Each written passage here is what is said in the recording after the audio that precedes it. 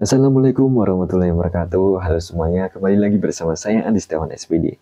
Memasuki awal tahun rasanya semangat baru bergelora ya. Kita punya segudang harapan dan mimpi yang ingin kita wujudkan. Mungkin banyak dari kalian yang sudah menuliskan resolusi tahun ini.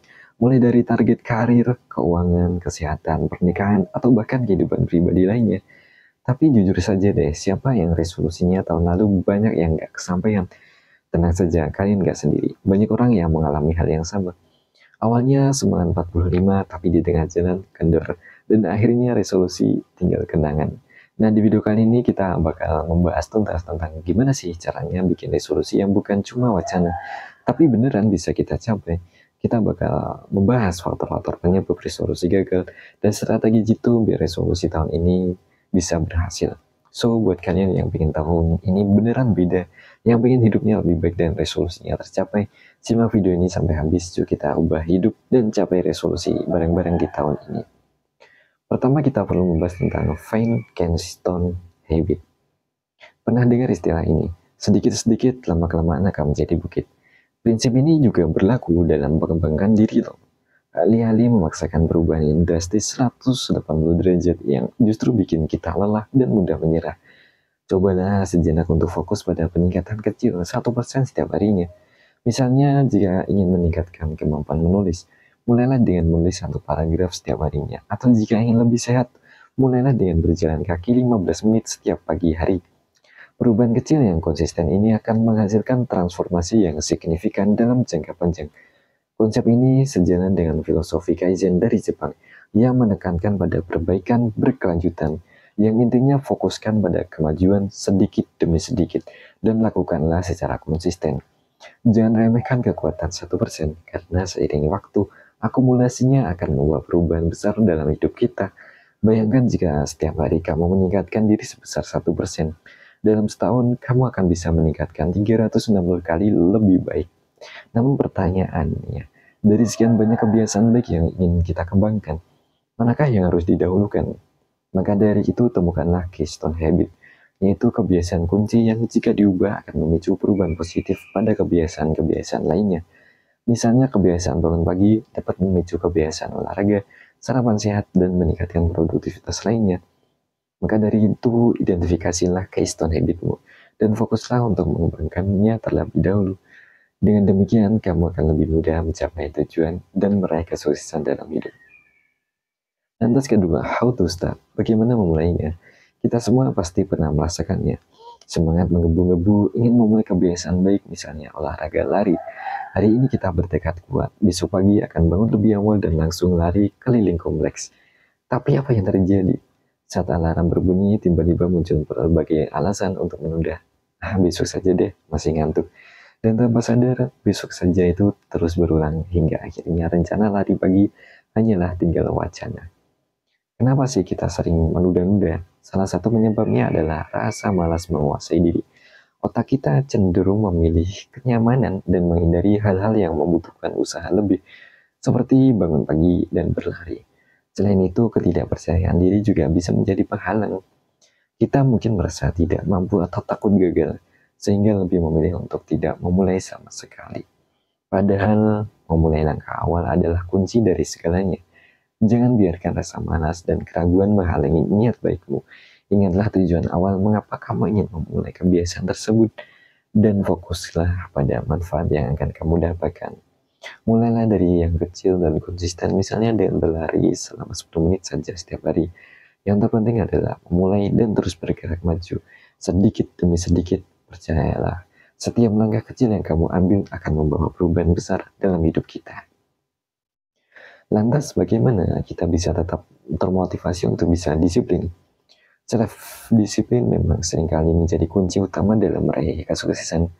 Namun demikian, membangunnya bukanlah perkara mudah. Godaan untuk menunda dan bersantai seringkali lebih kuat daripada keinginan untuk bertindak. Kunci untuk melawan godaan tersebut adalah dengan memaksa diri sendiri untuk segera bertindak. Misalnya jika Anda bermimpi menjadi konten kreator, jangan hanya berangan-angan. Paksa diri kita untuk membuat satu video YouTube per hari atau 5 video pendek setiap harinya. Mungkin awalnya terasa berat, tapi dengan memaksa diri untuk konsisten, Anda akan menemukan ritme dan semakin mudah menjalankannya. Dengan cara ini, kita secara otomatis akan menghentikan kebiasaan menunda dan membuang-buang waktu pada hal-hal yang tidak kita perlukan. Fokus pada Fokus kita akan terarah pada tujuan yang ingin kita capai, yaitu menjadi content creator atau hal lainnya. Semakin banyak video yang Anda hasilkan, semakin besar pula kemungkinan Anda untuk berkembang dan sukses. Jangan lupa untuk terus belajar dan meningkatkan kualitas konten Anda setiap harinya. Ingatlah dari hal ini, konsistensi adalah kunci. Bertumbuhlah 1% setiap hari, jangan terlalu keras pada diri sendiri dengan menargetkan perubahan yang drastis. Mulailah dari hal-hal kecil dan lakukan secara terus-menerus. Lama-kelamaan, Anda akan merasakan manfaat dari self-disiplin yang Anda bangun itu. Anda akan merasa lebih produktif, lebih percaya diri, dan lebih dekat dengan impian Anda ke depannya, entah apapun itu. Lantas selanjutnya, bagaimana kita bisa tetap termotivasi? How to get motivated? Membangun kebiasaan baik memang seperti mendaki gunung, butuh usaha dan semangat yang terus menyala agar sampai ke puncak. Salah satu cara menjaga api motivasi tetap membara adalah dengan mencari inspirasi dari berbagai sumber. Bacalah buku-buku pengembangan diri yang ditulis oleh para tokoh inspiratif, pelajari kisah sukses mereka dan resapi nilai-nilai positif yang mereka bagikan. Buku adalah jendela dunia yang membuka wawasan kita dan memberikan motivasi untuk terus bertumbuh, berkembang setiap harinya. Selain buku, manfaatkan juga media sosial untuk mendapatkan suntikan semangat rutin. Follow-lah akun-akun motivasi yang memberikan tips trik seputar bisnis, karir, dan psikologi. Konten-konten positif tersebut dapat membantu kita mempertahankan semangat dan meningkatkan daya juang kita, mengingatkanmu akan tujuan yang ingin dicapai.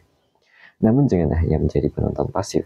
Ambil langkah nyata untuk menerapkan ilmu dan inspirasi yang kamu dapatkan. Sekali lagi, paksa diri untuk bertindak. Lingkungan pergaulan juga berperan penting dalam membangun kebiasaan baik kita.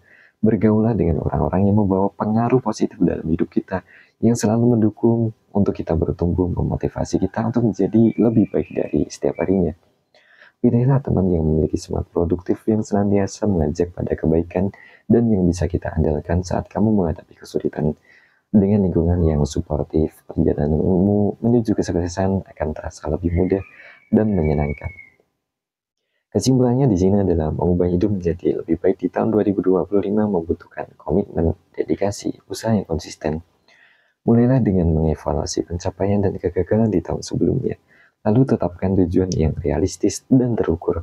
Fokuslah pada pembentukan kebiasaan-kebiasaan positif seperti menjaga kesehatan fisik, mental, mengembangkan skill baru yang memiliki poin penghasilan tinggi, meningkatkan produktivitas, dan membangun relasi yang berkualitas. Ingatlah bahwa perubahan kecil yang dilakukan secara terus-menerus setiap harinya akan menghasilkan transformasi yang signifikan dalam jangka panjang. Jadikanlah tahun 2025 sebagai momentum untuk kita bisa bertumbuh secara maksimal dan berkembang menjadi pribadi yang lebih baik sehingga di akhir tahun 2025 nanti kita tidak menyesal. Jangan takut untuk keluar dari zona nyaman, hadapi tantangan dengan positif, dan teruslah belajar hal yang baru. Yakinlah bahwa dengan tekad dan usaha yang sungguh-sungguh, kita dapat mencapai tujuan dan mewujudkan impian kita di tahun ini. Terima kasih telah menonton sampai habis. Saya Adi Setiawan SPD. Jangan lupa like, komen, dan subscribe untuk berdiskusi atau lebih lanjut. Sampai jumpa di video selanjutnya. Terima kasih telah mendengarkan. Assalamualaikum warahmatullahi wabarakatuh.